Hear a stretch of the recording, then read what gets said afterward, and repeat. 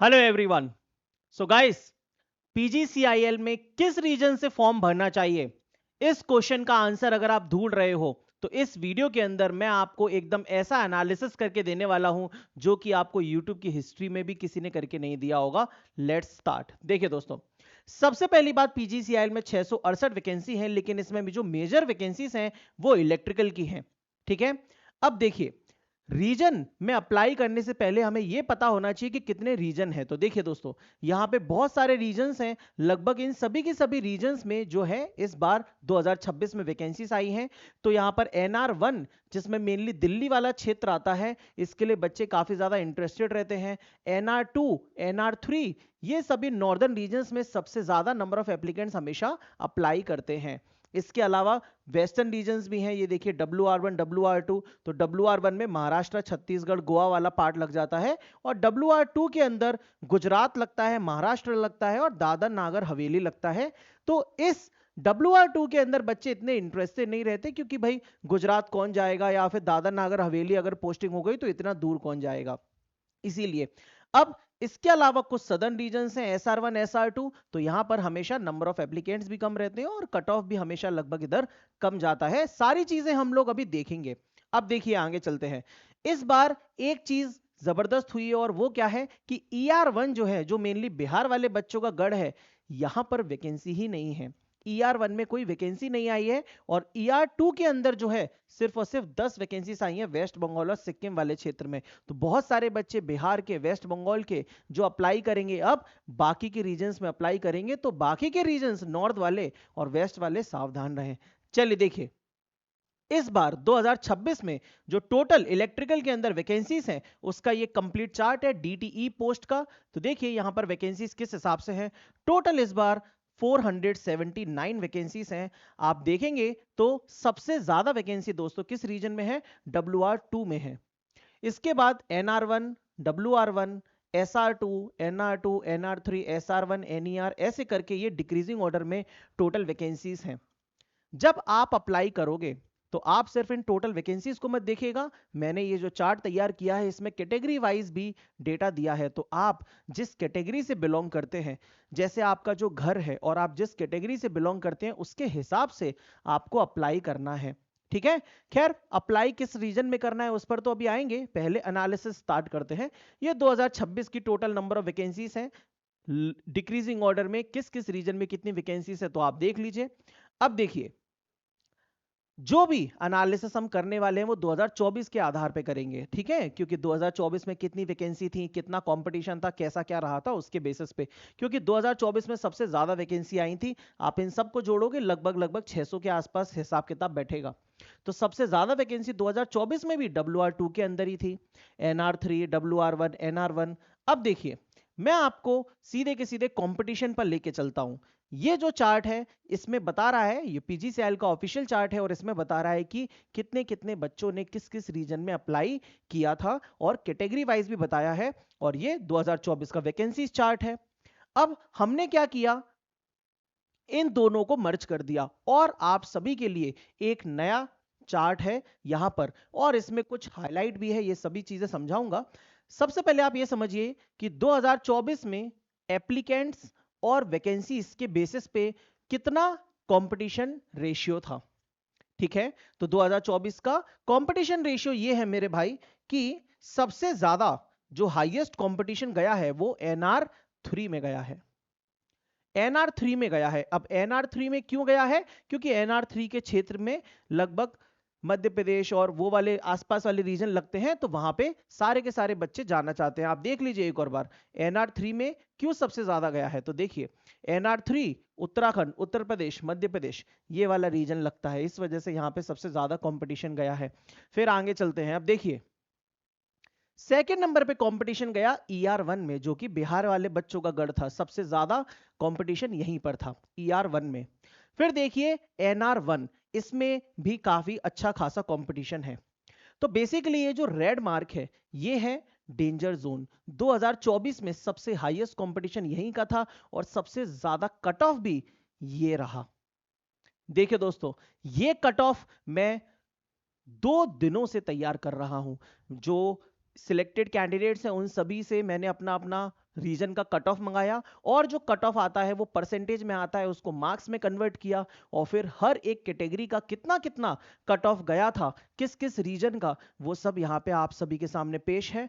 और इसके साथ ही हाईएस्ट कट ऑफ जो गया था, देखिए वो कहां का गया था, आप देख लीजिए, अब आपको समझ में आ जाएगा सब कुछ कि NR3 में गया था, सबसे ज्यादा कंपटीशन वहीं पे था। ER1 में सेकंड नंबर पे कंपटीशन था, और सेकंड नंबर पे जो कट ऑफ है वो भी उसी का गया था सबसे ज्यादा, 120 नंबर आउट ऑफ 170 मार्क्स। और ER1 में 119 number out of 170 marks UR का कट ऑफ था। अब देखिए NR1 को भी डेंजर जोन मैंने घोषित किया है, 113 नंबर कट ऑफ था, और जो कंपटीशन था वो भी काफी हाई था, 60.52।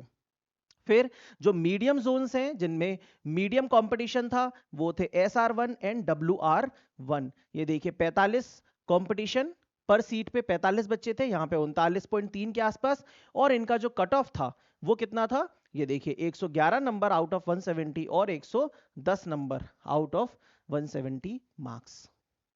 सर सेफ जोन कौन सा था 2024 में, तो देखिए 2024 में चौंक जाएंगे आप, सबसे ज्यादा वैकेंसीज और सबसे कम कट ऑफ। देखिए 109 नंबर कट ऑफ गया था यूआर का, WR2 का, और वैकेंसीज कितनी थी, देखिए केवल और केवल 3900 एप्लीकेंट्स ने अप्लाई किया था, कंपटीशन की रेट थी 37 और वैकेंसीज थी सबसे ज्यादा 104।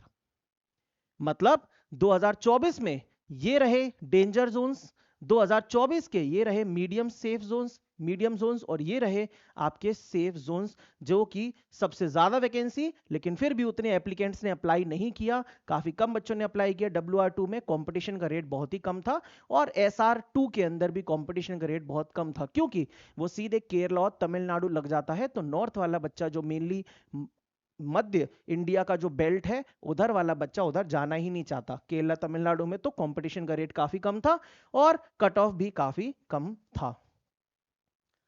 ये सारी चीजें देखते हुए और 2026 का इस बार अब जो एनालिसिस है वो क्या है सर, देखिए मेरे भाई, ये है फाइनल 2026 का आप सभी के लिए एनालिसिस।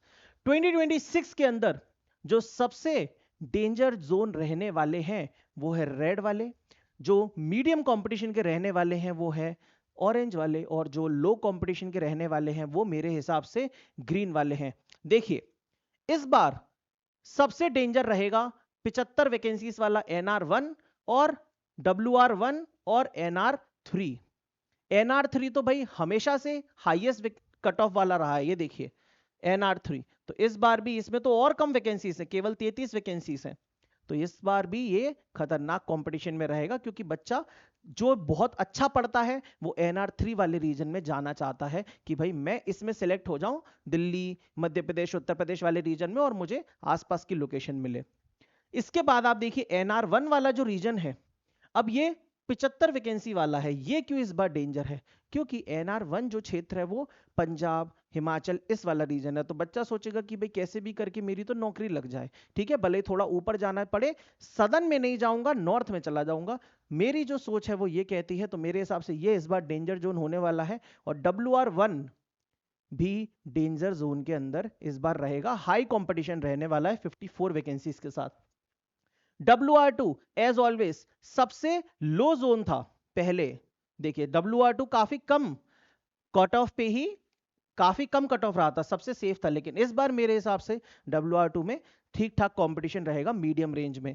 अगर सेफ रीजन की बात कर लें हम, तो सेफ रीजन इस बार SR2, क्योंकि केरला तमिलनाडु, NR2 और NER नॉर्थ ईस्टर्न रीजन रहने वाले, क्योंकि पिछली बार NER की अलग से वैकेंसी नहीं आई थी, तो जितने भी वेस्ट बंगाल वाले बच्चे हैं वो NER जाना एक बार को पसंद करेंगे, लेकिन जो बिहार वाले कैंडिडेट्स हैं ER1, उनकी तो कोई वैकेंसी ही नहीं है, तो वो बच्चे यहाँ पर कुछ भी क्षेत्र में उथल पुथल मचा सकते हैं।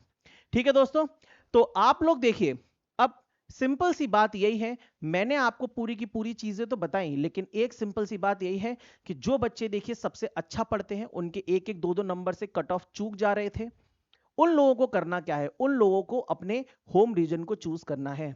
क्योंकि मेरे भाई अगर आप एक बार फालतू के इलाके में चले गए, फिर आप दूसरी वैकेंसी की तैयारी करोगे, अगर पढ़ने का समय नहीं मिला तो कब वहां से आ पाओगे, फंस जाओगे।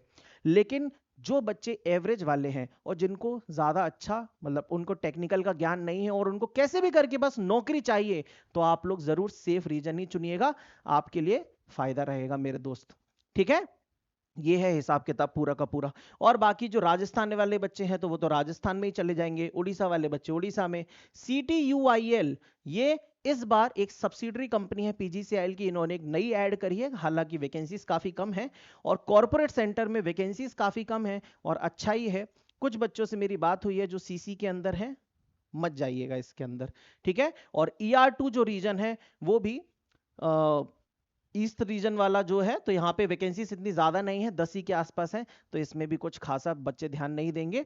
बाकी आप लोग, मैंने बता दिया, आपका जैसा कैलिबर है उसके हिसाब से चूज करिएगा। अगर आप बिलो देन एवरेज वाले स्टूडेंट से और ज्यादा अच्छी तैयारी नहीं है, जस्ट जॉब आपको कैसे भी चाहिए, सेफ रीजन, और अगर आपकी तैयारी एकदम सॉलिड है, पिछली बार कुछ नंबर से रह गए थे, ऐसा कुछ है, तो फिर आप अपने अपने होम रीजन को चूज कर सकते हैं। ठीक है, ओके दोस्तों।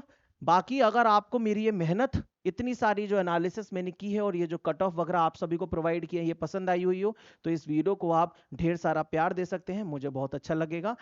इस वीडियो में इतना ही, और कोई भी दिक्कत हो अगर आपको हो तो आप लोग कमेंट सेक्शन में बताइएगा, मैं जरूर कोशिश करूंगा आपकी उस दिक्कत का समाधान कर सकूं। ठीक है दोस्तों, थैंक यू।